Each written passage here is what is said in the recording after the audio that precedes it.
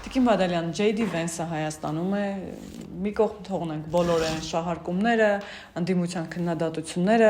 մինչ այդ խոսակցությունները, որ Ամերիկայի եւ Հայաստանի ռազմավարական համագործակցության այդ փաստաթուղթը ոչինչ չի տալիս, հիմա արդեն փոխնախագահն է Հայաստանում եւ ըստ էության ստացվում է, որ համագործակցությունը ոչ միայն TRIP-ի մասին է, այլ շատ ավելի լայն է, այն նաեւ անվտանգային կոմպոնենտ ունի։ Ես ուզում եմ ընդհանուր առմամբ անդրադառնանք Vance-ի այցելությանը, թե Vance-ը, թե վարչապետը դա որակեցին պատմական եւ իսկապես առաջին անգամ է որ նման պաշտոնյա է ժամանում Հայաստան, բայց նաեւ ինչով է սա պատմական այս այցը եւ նաեւ այդ համաձայնությունները, որ երեք տեղի ունեցան եւ այդ համաձայնագրերը, որ ստորագրվեցին։ Խոսքը ոչ միայն TRIP-ի մասին է, այլ ավելի լայն կոմպոնենտի մասին։ Շնորհակալ եմ, իհարկե ուրիշ այլ կերպ քան պատմականն է հնարավոր չի բնորոշել, որովհետեւ տեսեք, մենք անդադ խոսում ենք այն մասին, որ այս աստիճան բարձրաստիճան պաշտոնյա Հայաստանի Հանրապետություն չէր եկել, բայց հարցը միայն ձևական այցելության մասին չէ, հարցը պայմանավորվածությունների, նպատակների, պլանների, դրանց իրագործման արդեն որոշակի մշակված մեխանիզմների մասին է, եւ այս համագործակցությունները ես ուզում եմ հավաստիացնել, որ դրանք ընթացքի մեջ են եւ դրանք ել ավելի աճելու են, ել ավելի խորանալու են եւ ել ավելի մեծ հնարավորություններ են բացելու Հայաստանի Հանրապետության առջեւ։ Եվ այս իմաստով իրոք որ պատմական է, որովհետեւ սա այն ամրապնդված ժողովրդավարության, ինչպես նաեւ մեր առաջ մղած խաղաղության օրակարգի հետևանք է եւ այս իմաստով է որ մենք կարող ենք այն համարել պատմական, որովհետեւ մենք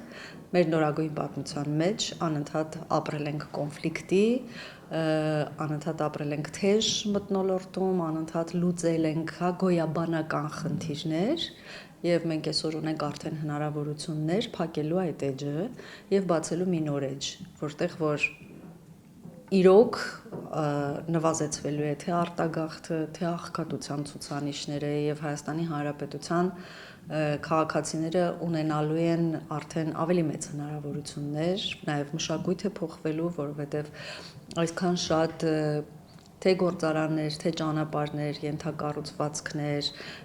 երեք խոսում էինք արդեն մոդուլային ատոմակայանի մասին, սա եւս ենթադրում է նոր աշխատատեղեր եւ աշխատանքի նոր մշակույթ Հայաստանի Հանրապետությունում,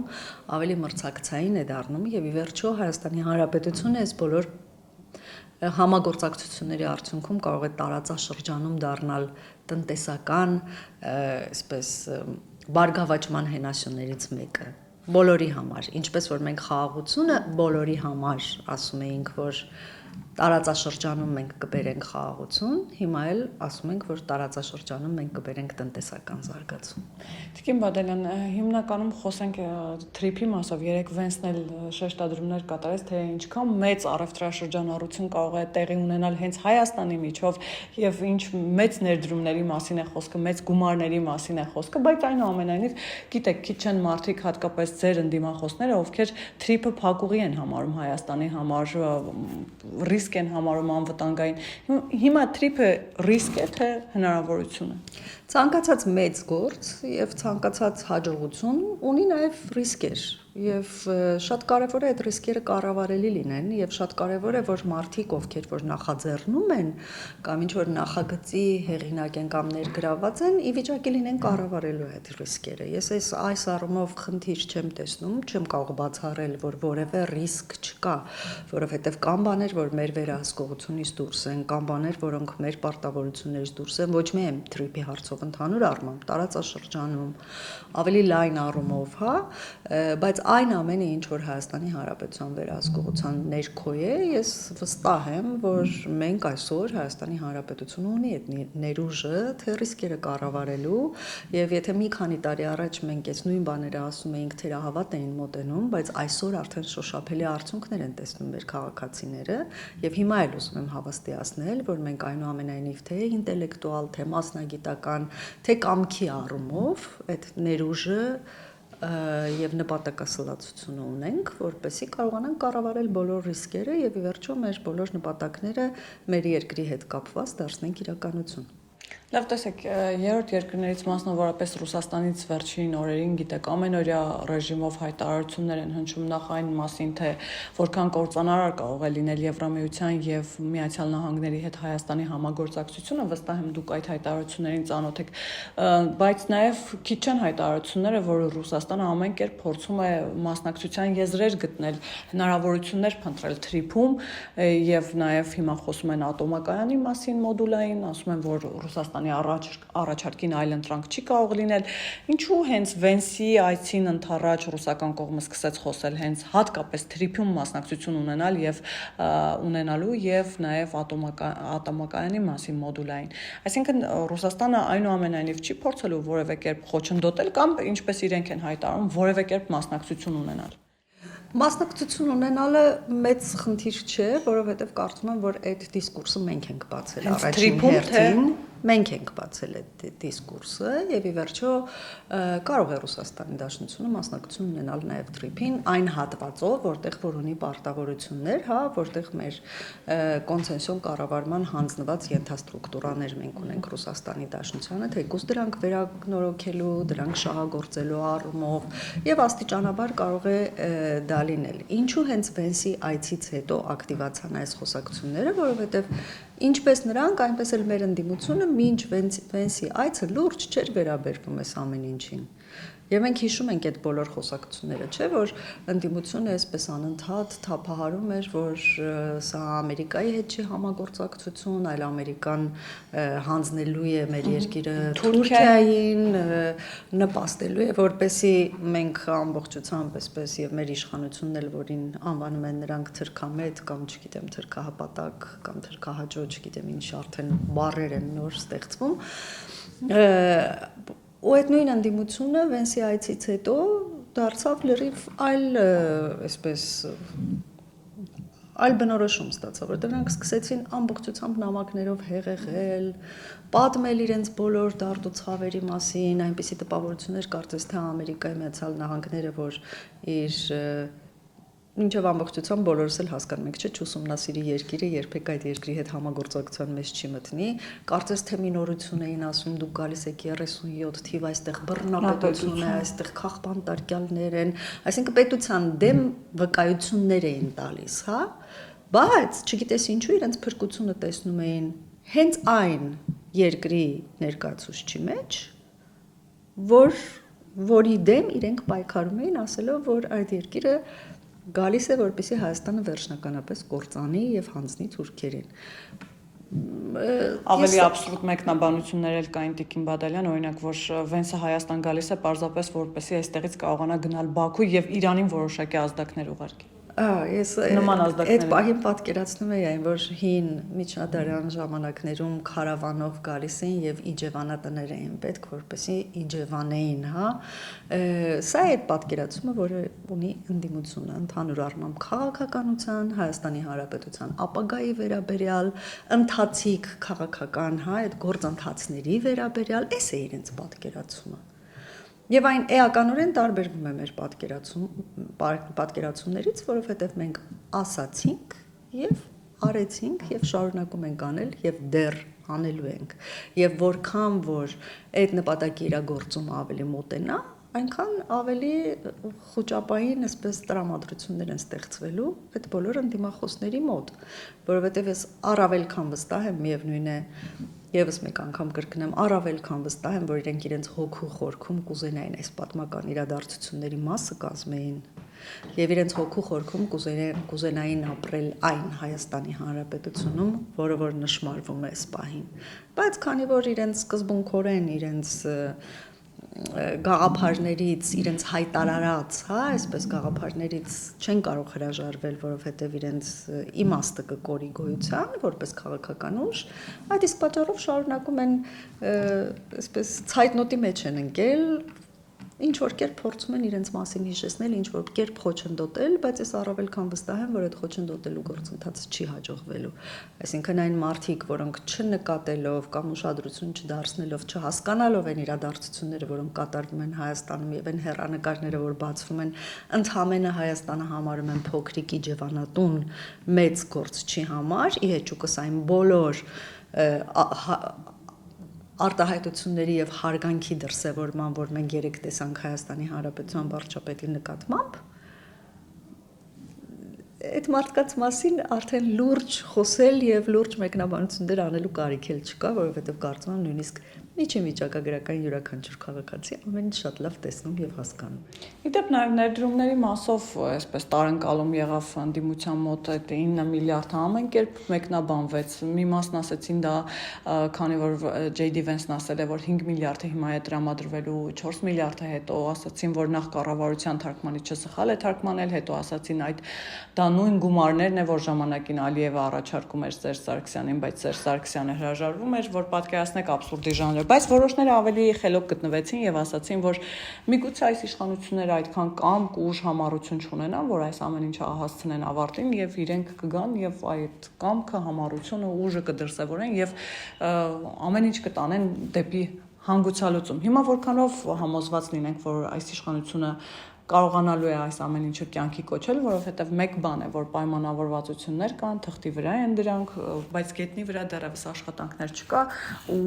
հետաքրքիր է իսկապես։ Այստեղ փորձեմ ձեզ հակադարձել, գետնի վրա աշխատանքներ կա։ Այլ բան է, որ այդ աշխատանքները դեռևս անտեսանելի են լայն հանրության համար։ Կամ պայմանավորվածություններ, արվում են քայլեր, եւ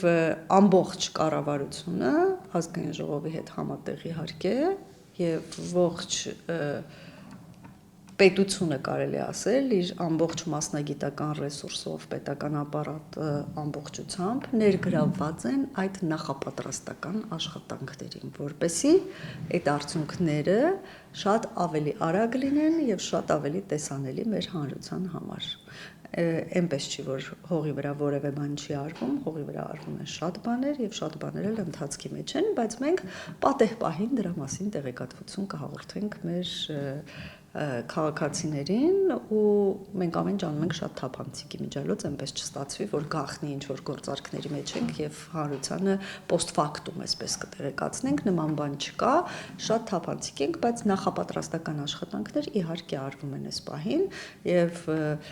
Ես կարծում եմ, որ մեր նախատեսածից շատ ավելի շուտ կլինեն արդյունքները, այսինքն շատ ավելի շուտ Հայաստանի Հանրապետությունը կունենա այն բոլոր հնարավորությունները նոր աշխատատեղերի, նոր մշակույթի, նոր հնարավորությունների համար, քան որ մենք օրինակ նախատեսում էինք 1 տարի առաջ։ Եվ քիչ չէին խոսակցությունները կհիշեք մեր հատկապես դաշնակից երկրներից մեկը միշտ ասում էր, որ ում ենք մենք պետք, ուր պիտի գնանք եւ նաեւ ընդդիմադիր որ շրջանակներ էին հիշեցնում, որ Ամերիկան եւ կամ Եվրամիությունը այստեղ չեն կարող որևէ հետաքրքրվածություն ունենալ, ախր ով ենք մենք։ Տեսեք, այդ նույն թեզը շարունակվում է, ինչպես մի քիչ ձևափոխված, բայց բովանդակությունը չի փոխվել, չէ՞, նույն մարդկանց, նույն շրջանակների կողմից նույն թեզը շարունակվում է, այսինքն Հայաստանը ընդհանրապես իջևանատուն էր Բաքու գնալու համար։ Տեսեք, նույն թեզն է։ Որևէ այսինքն այն, որ երեք խոսեցին նոր դրոն, հետախուզական դրոնների ձեռք բերելու վերաբերյալ պայմանավորվածության եւ արդեն կնքված պայմանագրերի մասին, սա հեչ։ Այն, որ Ամերիկայի Միացյալ Նահանգները այստեղ խոսում ենք մենք այդ չիպերի մասին, որոնք իրենք որևէ շատ հազվադեպ երկրների հետ են, հա, համագործակցության մեջ մտնում, որովհետեւ այդ ինֆորմացիայի դուրս գալու խնդիրը կա ու նմանատիպ շատ բաներ, այսինքն այն վստահությունը, որը որ երեկվա այդ ելույթների ընթացքում իրոք միայն բառերը չէ, եթե մենք տեսնում ենք ինչ հարցերի շուրջ է համագործակցություն սկսում եւ հասկանում ենք, որ աշխարհի բոլոր երկրները չեն, որ ունեն այդ հաջողությունն ու հնարավորությունը նման թեմաներով համագործակցություններ ունենալու եւ պայմանավորվածություններ ունենալու Ամերիկայի Միացյալ Նահանգների հետ, այս ամենը ընդհանրապես դնում ենք մի կողմ եւ սկսում ենք խոսել ինչ որ անհեթեթ բաների մասին, հա, որ ընդհանրապես սրա համար է արվում, նրա համար է արվում, շատ լավ, եթե դուք ուզում եք այդպիսի երկրի քաղաքացի լինել, դա ձեր խնդիրն է։ Այնպես ինչպես որ իրենք են նկարագրում, հա,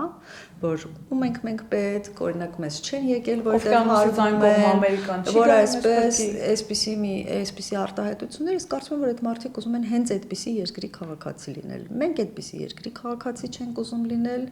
եղել ենք մենք այդպիսի երկրի քաղաքացի եւ ի վերջո դրա համար եղել է հեղափոխություն եւ հեղափոխությունն էլ ենթադրում է, որ հեղափոխական պիտի լինեն բոլոր քայլերը, այդ թվում եւ պատմական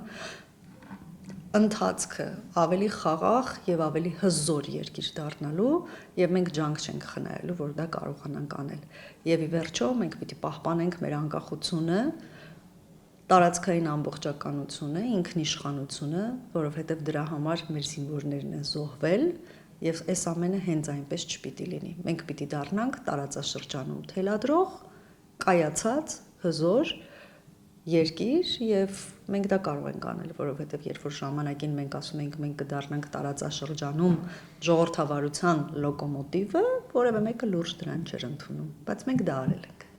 Տիկին Բադալյան, մենք կարող ենք ենթադրել, ինչպես դուք ասացիք, որ Հայաստանի կշիռը արդեն իսկ փոխվել է եւ որ Ամերիկայի Միացյալ Նահանգները Հարավային Կովկասում որպես հենարան, եթե կարելի է այդպես ձևակերպել, ընտրել է Հայաստանը, եւ նաեւ շատ հետաքրքիր է, որ նաեւ այն դաշնակիցները, հարևանները, պետությունները, որոնք երբեմն Հայաստանի հետ մատ թափ տալու սկզբունքով էին խոսում, որ ով եք դուք, ուր պիտի գնաք, դուք պիտի սա անեք, այսպես անեք, հիմա առաջարկների լեզվով են խոսում, այսինքն առաջարկում են, ասում են, որ մեր առաջարկը ավելի լավն է, քան ամերիկյան կողմի, մեր առաջարկը ավելի լավն է, քան Եվրամիությանը։ Սա արդեն չի խոսում այն մասին, որ Հայաստանը որոշակիորեն Հայաստանի կշիռն է փոխվել։ Հայաստանի կշիռը արդեն մի քանի տարի է փոխվել է, եթե որևէ մեկը չի նկատել եւ մենք թույլ չենք տվել, որ մեզ այդ մատ թափ տալով խոսեն,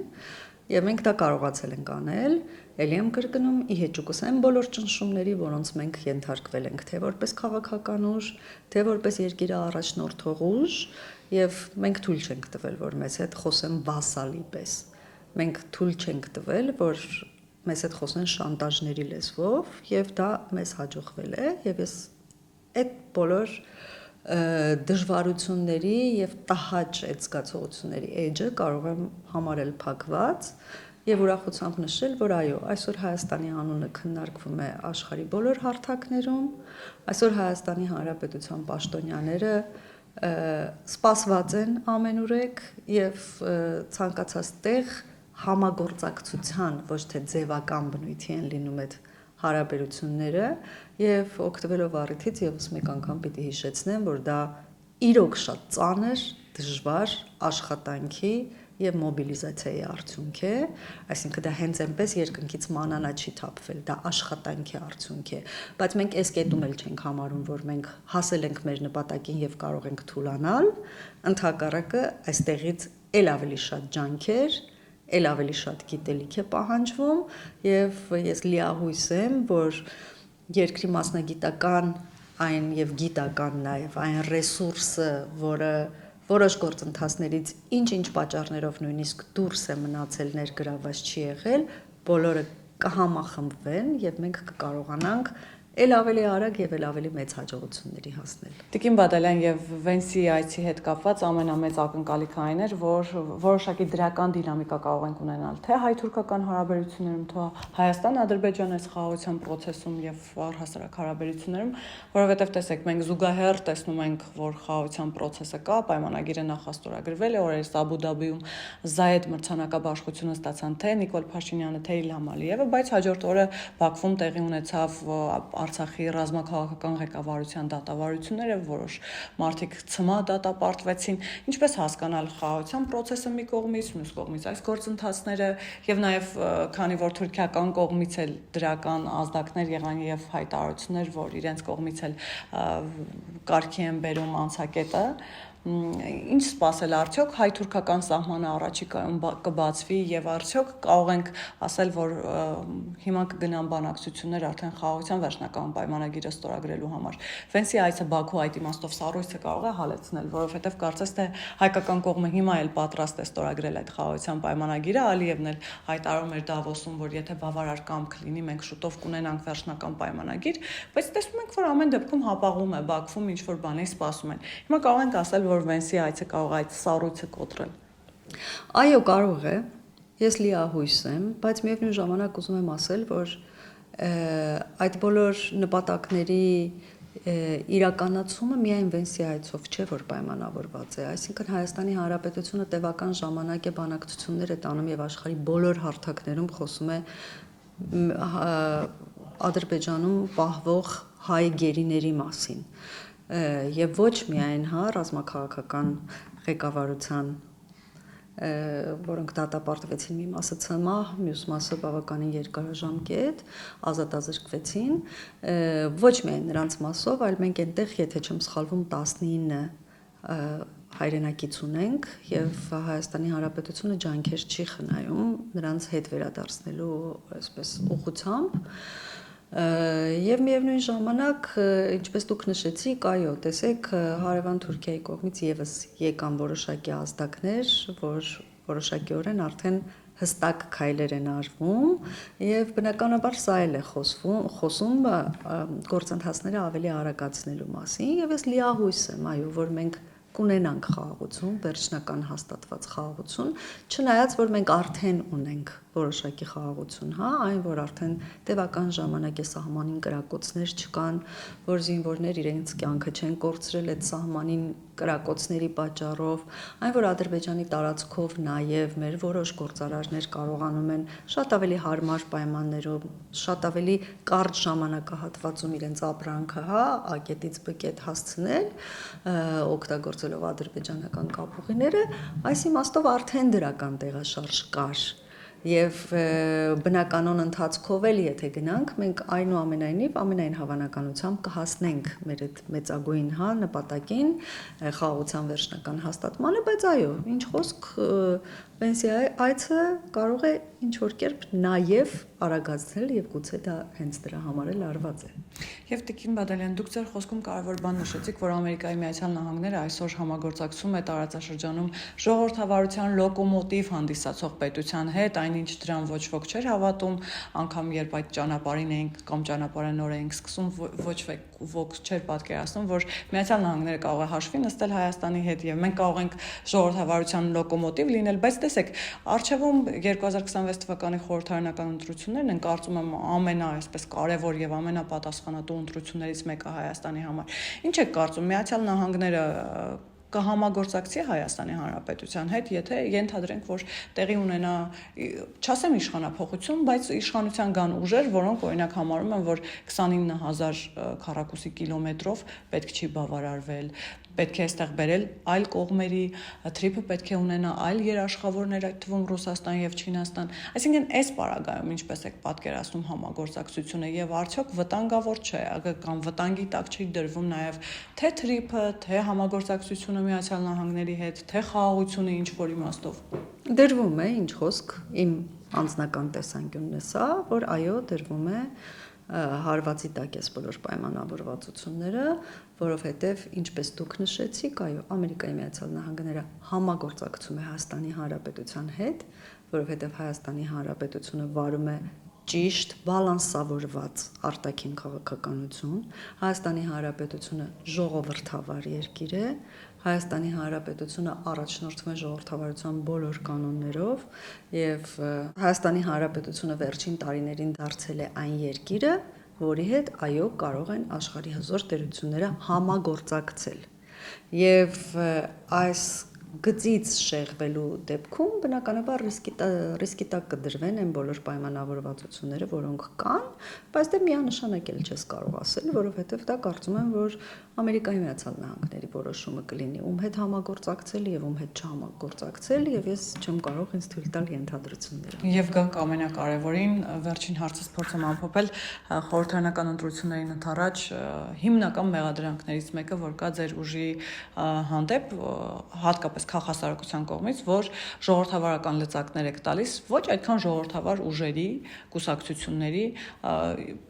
ասեմ ավելին, ավտորիտար ուժերի եւ կուսակցությունների, որոնք գալով,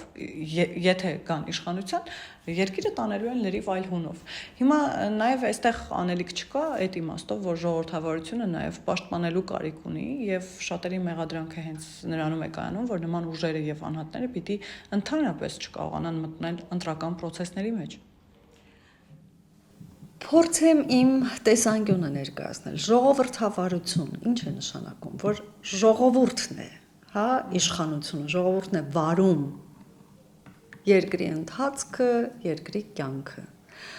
Հիմա արդյոք մենք իրավունք ունենք ուժով զսպելու այն քաղաքական ուժերի, որոնք մեզ դուր չեն գալիս։ Ես կարծում եմ, որ ոչ։ բայց քանի որ ժողովուրդն է իշխանությունը պատկանում է ժողովրդին,